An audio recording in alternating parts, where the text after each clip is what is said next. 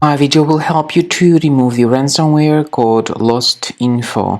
LostInfo is a new ransomware that actually targets many Windows computers all over the world today. This LostInfo ransomware is able to essentially damage the files that people store on the hard drives. My video is only for the educational purposes. I am not related to this ransomware and I am not promoting the ransomware. In my video, I will just show you the damaging effect of this ransomware and will give you some recommendations on how you can possibly recover the files. So because of certain leaks and vulnerabilities, this LostInfo ransomware may be very easily injected into the system.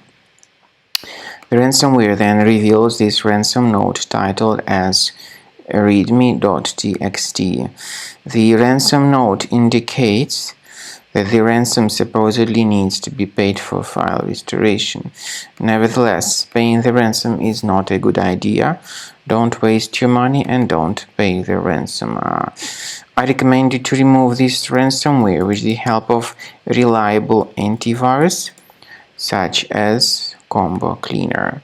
You may get Combo Cleaner on the website combocleaner.com. So download the software, install the application and start researching this system. Combo Cleaner is initially in the trial mode and only a quick scan option is available. Click on the Start Scan button and then after the antivirus updates its anti-malware database, the scanning will begin.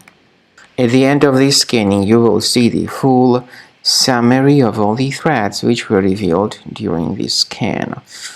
Some threats, of course, can be removed manually, but I recommend you to consider upgrading to premium license. With premium license, there is a special anti-ransomware feature which helps to actually remove the ransomware and to protect your data ahead of time from further ransomware or malware attacks. Speaking about file decryption, please find a special link in the description to this video, which will give you more detailed information on how you can possibly recover the data.